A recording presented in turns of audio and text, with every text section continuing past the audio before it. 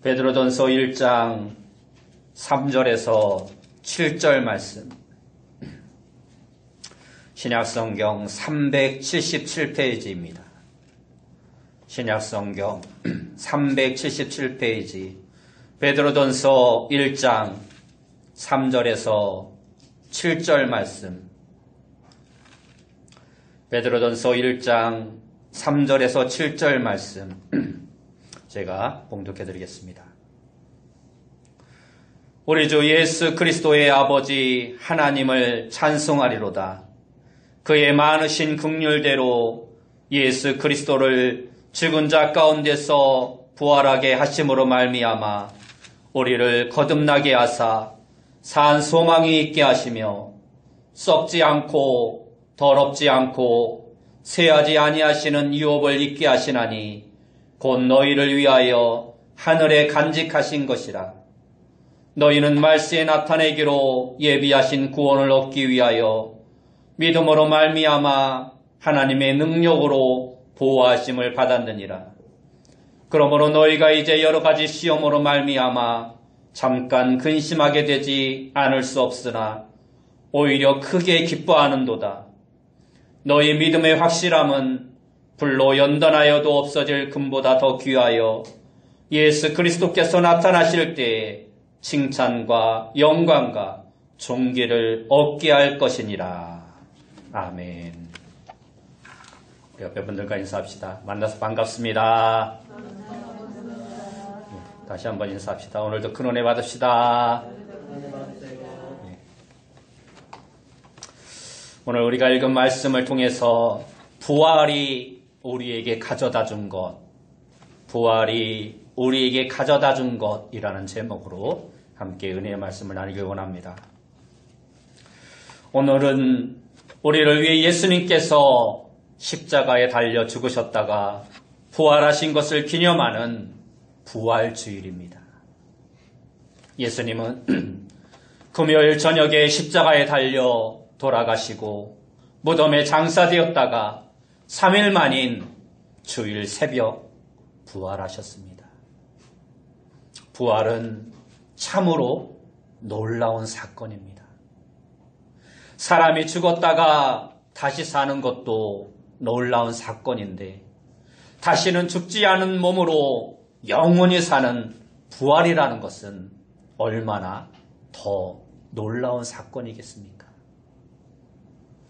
예수님께서 십자가에 죽으시고 난 후 사형을 집행한 군인들이 예수님께서 완전히 사망한 것을 확인한 후에 아리마대 요셉은 예수님의 시체를 내어달라고 하여 십자가에서 예수님의 시신을 내려 자신의 무덤에 장사 지냈습니다. 그리고 사흘 후에 이제는 시신이 썩기 시작할 무렵에 예수님께서는 썩지 아니하시고 다시 신령한 몸으로 부활하셨습니다.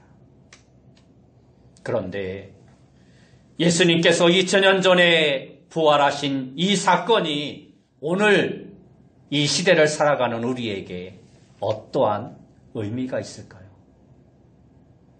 예수님이 부활하셨다고 해서 오늘 우리에게 달라진 것이 무엇이 있느냐 하는 것입니다.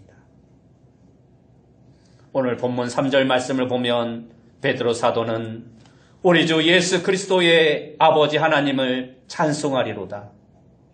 그의 많으신 긍휼대로 예수 그리스도를 죽은 자 가운데서 부활하게 하심으로 말미암아 하고 말씀하고 있습니다.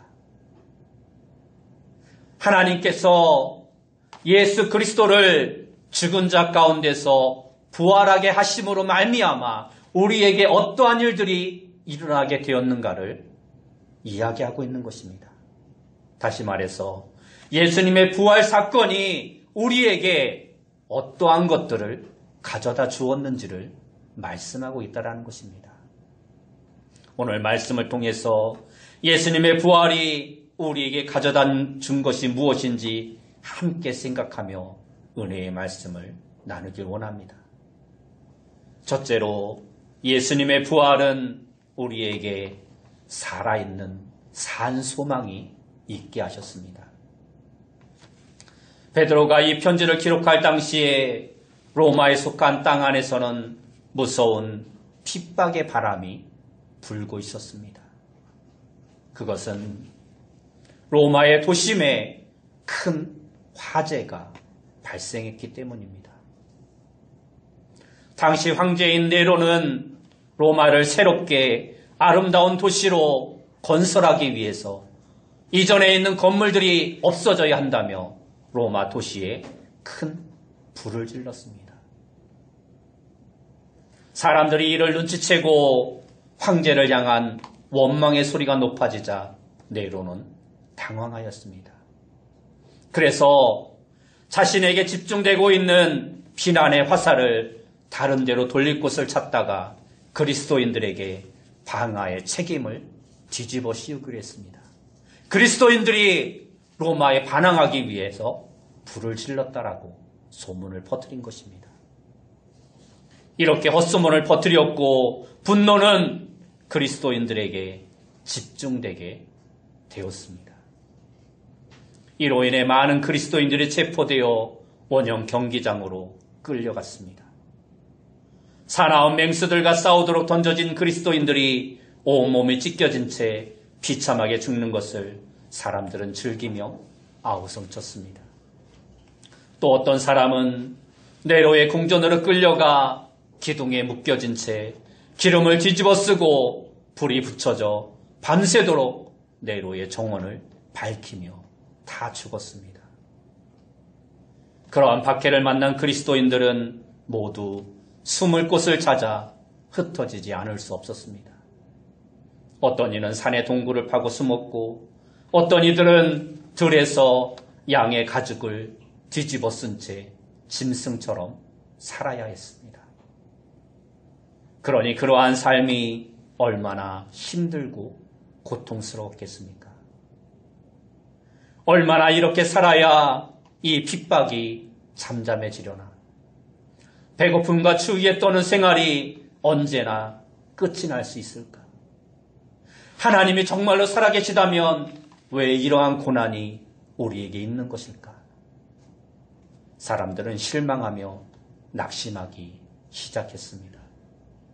심지어 믿음을 저버리는 사람들도 생겨나기 시작했습니다.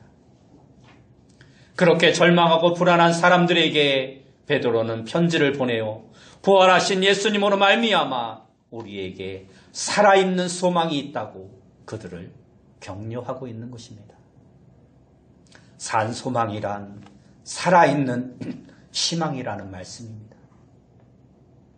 절망과 낙심의 분위기가 휩쓸고 있는 그런 때에 베드로는 아직도 우리가 희망을 잃지 않고 살아야 할 이유가 있다고 성도들을 격려하고 있는 것입니다. 베드로는 예수 그리스도가 십자가에 달리셨을 때 가장 철저하게 절망하고 낙심한 경험이 있는 사람이었습니다. 그런데 안식일이 지나고 나서 여인들이 달려와 주님을 장사 지냈던 무덤이 비어있고 천사가 예수님이 다시 살아나셨다라고 전하더라는 소식을 듣게 됩니다. 깜짝 놀라서 무덤으로 달려가 보았더니 정말로 예수님의 시신이 보이지 않았습니다. 또한 엠마오로 가던 제자들이 돌아와서 자신들이 길에서 부활하신 예수님을 직접 만났다라고 이야기하는 것이었습니다. 그래서 그래도 자기의 눈으로 보지 못하여 반신반의하고 있었는데 그날 밤에 다른 제자들과 함께 모여 있는데 그곳에 부활하신 예수님이 찾아오셨습니다. 그리고는 말합니다. 너희들에게 평강이 있을지어다. 예수님이 그들을 찾아오셔서 하는 모습을 보게 됩니다. 이렇게 부활하신 예수님을 직접 본 제자들에게는 놀라운 변화가 나타났습니다. 지금까지 절망과 낙심에 눌려 있었는데 그들에게 새로운 소망이 생겨난 것입니다. 불안하고 두려워서 어쩔 줄 몰라 하던 그들에게 평안함이 넘쳐났습니다. 주님을 부인하고 배반하고 패배감에 사로잡혀 있던 그들에게 승리의 기쁨이 충만해졌던 것입니다. 예수님의 부활을 확인함으로 말미암아 그들은 죽음에 대한 두려움이 사라졌으며 용기가 충만해졌습니다.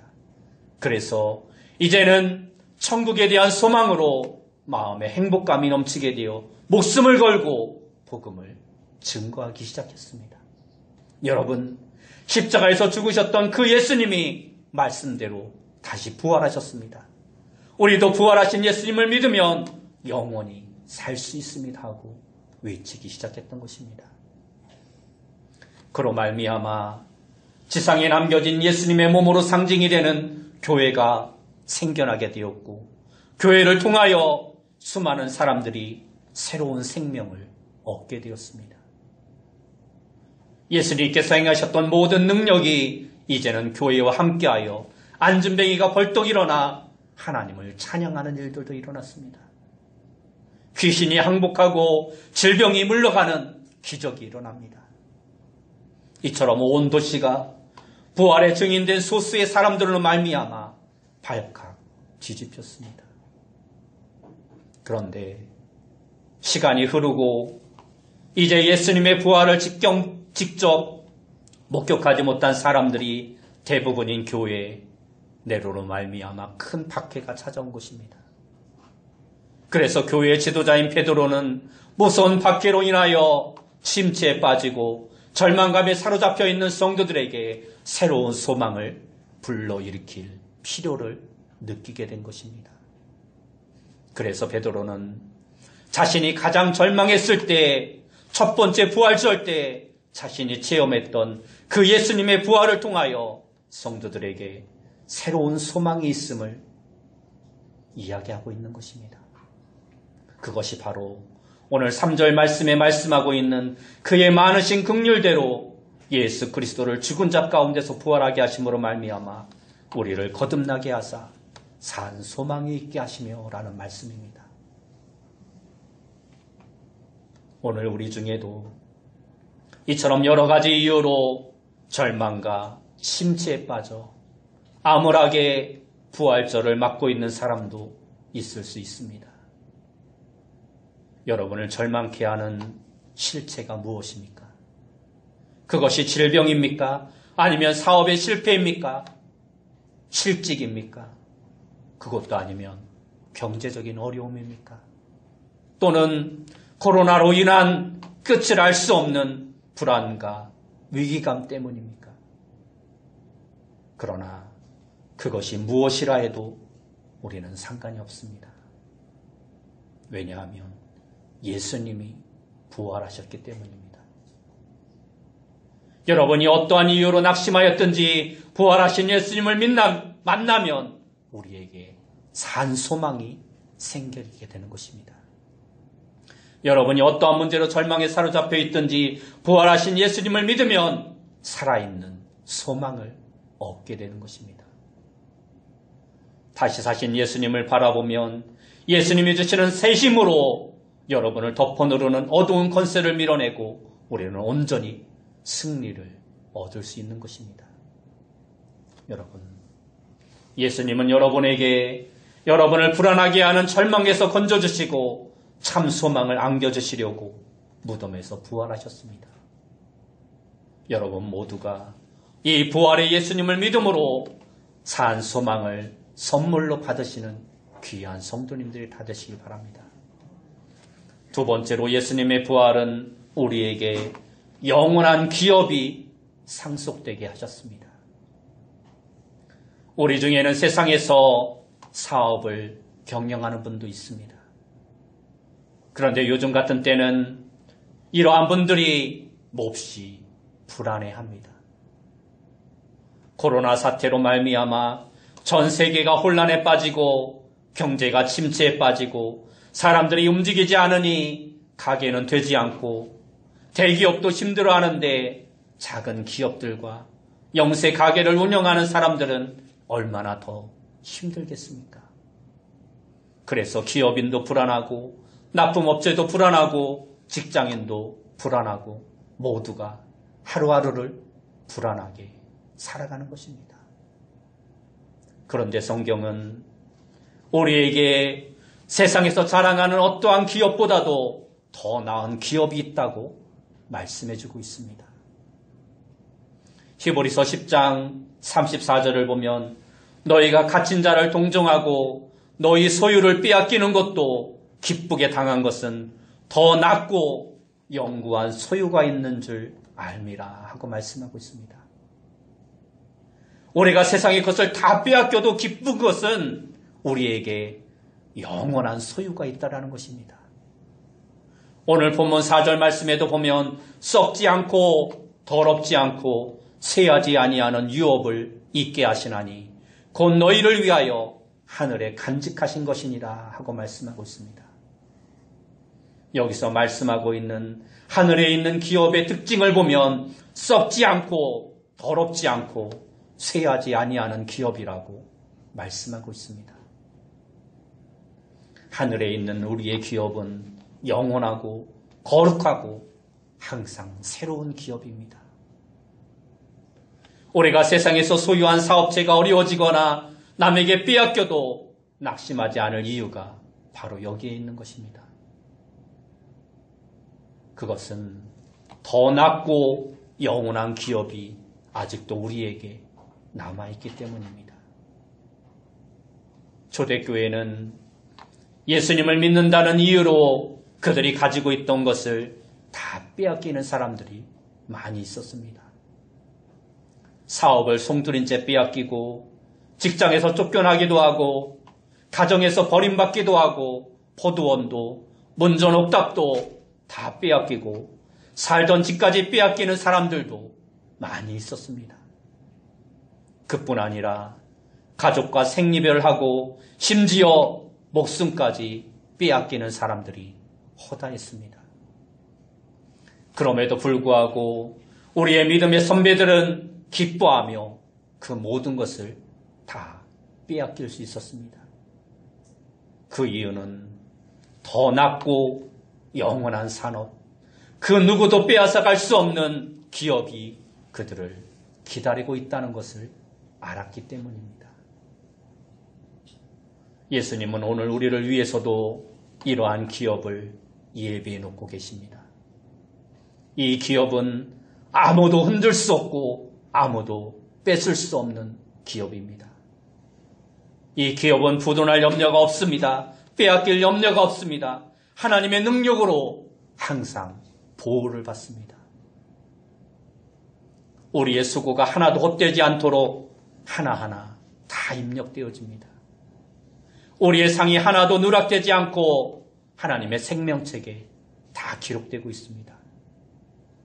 우리가 복음을 전하여 사람을 주께로 인도하는 것이 다 상으로 쌓여지는 것입니다. 따라서 우리는 하늘에 소망을 두고 살아가는 자가 되어야 합니다. 물론 우리는 지금 이 세상에 살아가고 있습니다. 그래서 세상에서 어떻게 사느냐 하는 것도 우리에게 중요합니다. 가정을 중요하게 여기고 가족을 열심히 사랑해야 합니다. 직장을 중요하게 여기며 직장에서도 성실하게 일하는 자가 되어야 합니다. 학교도 중요하게 여기며 공부도 소홀히 하지 말아야 합니다. 그렇지만 이 세상에만 매달려 천국을 보지 못하면 안 되는 것입니다.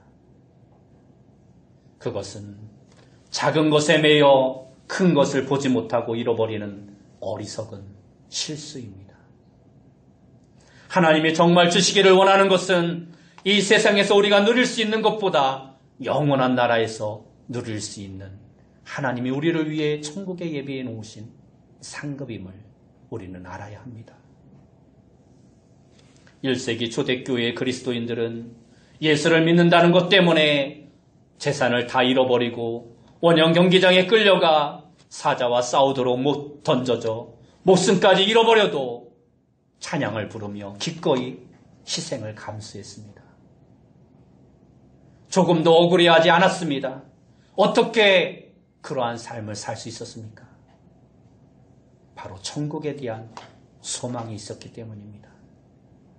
더 큰 기업을 바라보았기 때문에 그들은 다 빼앗기고 심지어 비참한 죽음을 당한다 하면서도 전혀 억울해하거나 손해로 여기지 아니했다라는 것입니다. 미국 보스턴의 한 외곽에 골든 코넬 신학대학원이 있습니다.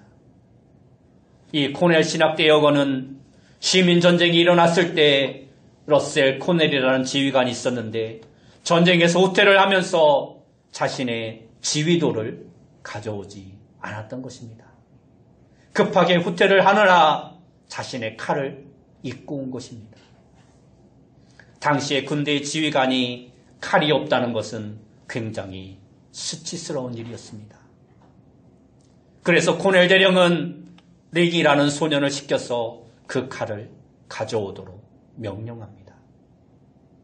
소년은 목숨을 걸고 적진 속에 들어가 칼을 갖고 오기는 했으나 그만 총에 맞아 피를 너무 많이 흘려 칼을 장군에게 바치고는 죽고 말았습니다. 소년이 죽으며 마지막으로 한 말은 나는 죽음을 두려워하지 않습니다. 부활하신 예수님께서 나와 함께 계시기 때문입니다. 그분은 나의 친구이기 때문에 나는 죽음을 두려워하지 않습니다. 하고 말했던 것입니다. 당시까지 코넬 대령은 무신론자여 회의주의자였는데 소년의 시체 앞에 무릎을 꿇고 그가 이렇게 기도합니다. 오 주여, 이 어린이 앞에서 내가 어떻게 하면 좋겠습니까? 주여, 이 소년이 찾는 그 예수를 위하여 제가 이 한 몸을 바치겠습니다. 하고 고백을 합니다.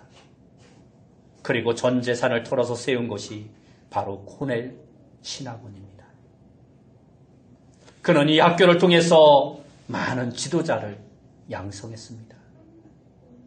어린 소년 링의 죽음은 무가치하고 불행한 죽음이 아니었습니다. 그 소년의 죽음으로 인하여 코넬 신학교에서는 새로운 생명이 움뜨기 시작했고 그로 말미암아 수많은 이들에게 생명력에 큰 영향이 전파되었던 것입니다. 하늘나라에는 어린 소년이었던 링에게 엄청난 기업이 기다리고 있었던 것입니다. 여러분은 이 소년 링처럼 부활신앙을 가지고 있습니까? 그렇다면 현재의 만족과 축복에만 매달리지 말고 더 멀리, 더 높이 바라보시기 바랍니다. 영원한 하늘나라에 여러분의 기업을 쌓아놓으시기 바랍니다. 지금 믿음 때문에 손해보는 것들을 당연하게 생각하시기 바랍니다. 지금 세상에서 믿음을 소유했기 때문에 잃는 것들로 인하여 억울해하지 말고 하늘에 그보다 훨씬 더 큰 상급이 우리를 기다리고 있음을 인하여 기뻐할 수 있는 여러분들이 되시기 바랍니다. 특별히 예수님의 부활로 여러분의 부활이 확실해졌고 여러분을 위한 영원한 기업이 여러분을 기다리고 있음을 깨닫고 큰 소망을 뿜고 날마다 기쁨 가운데 살아갈 수 있는 귀한 성도님들이 다 되시기 바랍니다. 마지막 세 번째로 예수님의 부활은 우리에게 시련을 축복의 기회가 되게 바꾸어 주셨습니다. 우리는 이 땅에 살면서 여러 종류의 시험을 경험합니다. 사람들에게 받는 상처, 물질적인 궁핍, 육체적인 질병, 그 외 여러 종류의 위기를 우리는 수없이 겪으며 살아갑니다. 그럴 때 사람들은 근심하지 않을 수 없습니다. 이것은 믿음의 사람들도 마찬가지입니다. 믿음이 있는 사람도 근심을 합니다. 그러나 믿음의 사람들은 계속해서 근심에 눌려 살지 않습니다. 잠깐 근심하게 되지 않을 수 없으나 오히려 그로 인하여 기뻐합니다. 그래서 오늘 본문 6절 말씀에 보면 그러므로 너희가 이제 여러 가지 시험으로 말미암아 잠깐 근심하게 되지 않을 수 없으나 오히려 크게 기뻐하는도다 하고 말씀합니다. 여러 가지 시험을 만났는데 계속 근심하지 않고 우리가 기뻐할 수 있는 이유가 무엇입니까? 그것은 오늘 본문 7절에서 말씀하듯이 너희 믿음의 확실함은 불로 연단하여도 없어질 금보다 더 귀하여 예수 그리스도께서 나타나실 때에 칭찬과 영광과 종기를 얻게 할 것이니라 하는 말씀 때문입니다. 성도들에게 찾아오는 여러 가지 시험은 결국 믿음을 단련시키기 위한 하나님의 방법으로 사용되어지는 것입니다. 하나님께서 우리의 믿음을 강화하기 위해 시련의 윤곽로에 집어넣으실 때가 많이 있습니다. 그러므로 어떠한 시험이든지 우리는 믿음을 가지고 인내하며 순종하면 귀한 결과가 우리에게 주어지는 것입니다. 예수님께로부터 칭찬과 영광과 존귀를 얻게 됩니다. 시련을 통해 더 성숙하고 더 인격적으로 우리가 다듬어지게 되는 것입니다. 특히 예수님께서 다시 오실 때 우리의 승리를 크게 축하해 주시며 칭찬하실 것이라고 말씀하고 있습니다. 예수님도 십자가에 달리심으로 무서운 고통과 시련을 당하셨으나 오히려 그 시련을 부활의 기회로 삼으셨습니다. 사망의 권세와 싸워 승리하는 기회로 삼으셨던 것입니다. 하나님의 뜻을 이루고 구원을 완성하는 기회로 삼으셨던 것입니다. 이것이 확실하다면 우리도 잠시 받는 고난 앞에서 움츠리고 위축되어 살아갈 필요가 없는 것입니다. 믿는 자에게는 어떠한 시련도 무의미한 것이 없습니다.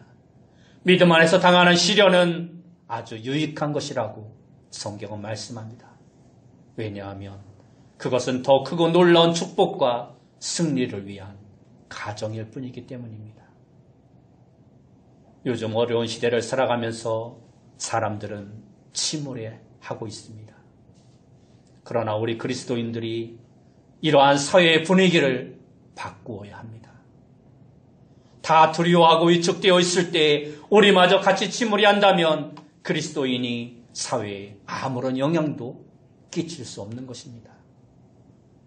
모두들 위축되고 침울해하고 한숨 쉴 때 그리스도인들은 밝은 얼굴로 웃으며 전혀 문제없다, 괜찮다는 것을 보여주는 자들이 되어야 합니다. 어떻게 보여줍니까? 밝은 얼굴로, 웃는 얼굴로 보여주어야 합니다. 처음에는 저들이 어디 믿는 구석이 있나 보다 생각할 수 있습니다. 그러나 한참 지켜보아도 다를 게 하나도 없음을 깨닫고 우리에게 묻기 시작합니다. 자네는 나보다 별로 나을 것도 없는데 스트레스도 받지 않고 고민도 없이 어떻게 그렇게 웃으며 살아가십니까? 그럴 때 이렇게 말합니다. 나는 염려하지 않는다네. 왜냐하면 나에게 이러한 고난은 하나님이 나를 더 크게 쓰시기 위한 과정일 뿐이기 때문이네. 결국은 하나님께서 이 모든 것을 더 좋은 길로 인도해 주실 것이라네. 이렇게 말할 수 있는 자가 되어야 합니다. 처음에는 그들 모두가 별 이상한 사람 다 보겠네 말할 수 있습니다.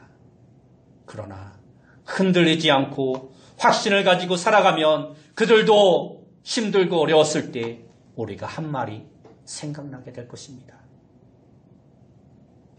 사람들은 위기에 시달리다 못해 나도 위기를 극복할 힘을 얻으려면 저 친구가 만난 그 부활의 예수님을 한번 믿어보고 싶다 하는 마음이 들 것입니다. 여러분, 이제부터는 시험이 와도 걱정부터 하지 마시기 바랍니다. 짜증내지 마시고 침울해하지 마시고 오히려 즐거워하며 감사할 수 있는 여러분이 되시기 바랍니다. 그래서 시험을 쉽게 극복하고 이러한 시련을 통해 더욱더 성장하는 하나님이 원하시는 참된 아름다운 그리스도인이 다 되시기 바랍니다. 시험을 축복으로 바꾸며 살아갈 수 있는 귀한 성도님들이 되시기 바랍니다. 여러분, 예수님의 부활은 단순히 기독교의 종교적인 교리가 아닙니다. 예수님의 부활은 신학적인 하나의 이론이 아닙니다. 예수님의 부활은 오늘 저와 여러분으로 하여금 지금까지와는 전혀 다른 삶을 살 수 있도록 하나님께서 역사의 한복판에서 행하신 오늘도 살아있는 놀라운 역사이자 기적이자 사건임을 우리는 깨달아 알아야 합니다. 2000년 전에 있었던 그 사건이 아니라 지금 오늘도 우리에게 동일하게 나타나는 하나님의 능력임을 우리는 깨달아 알아야 합니다. 2000년 전 무덤에서 죽음을 이기고 부활하신 예수 그리스도께서는 오늘 여러분의 심령에도 부활의 주님으로 찾아오셔서 우리의 심령을 부활케 하시고 소망을 잃고 힘을 잃고 낙심하고 절망하고 있는 우리에게 새로 있는 살아있는 산소망이 넘치게 하시고 하늘에 영원한 기업이 있음을 알게 하시고 어떠한 시험과 어려움과 고난 속에서도 승리하는 그리스도인이 될 수 있는 비결을 우리에게 주신다라는 것입니다. 여러분 모두가 이 부활의 주님을 만남으로 말미암아 우리가 변하게 된 새로운 능력을 우리의 마음속에 늘 간직하며 날마다 어디에서나 부활의 증인된 삶을 살아갈 수 있는 귀한 성도님들이 다 되시길 예수님의 이름으로 축원합니다. 기도하겠습니다. 사랑하는 주님, 이 시간 부활주의를 맞이하여 예수님의 부활이 오늘 우리에게 가져다 준 것이 무엇인지를 다시 한번 묵상하는 귀한 시간이 되어줄 수 있도록 인도하여 주옵소서. 우리에게 살아있는 소망을 주시고 하늘의 영원한 기업을 주시며 고난과 역경을 기쁨으로 바꿀 수 있는 우리의 삶이 되어줄 수 있도록 인도하여 주옵소서. 예수님의 이름으로 기도드리옵나이다.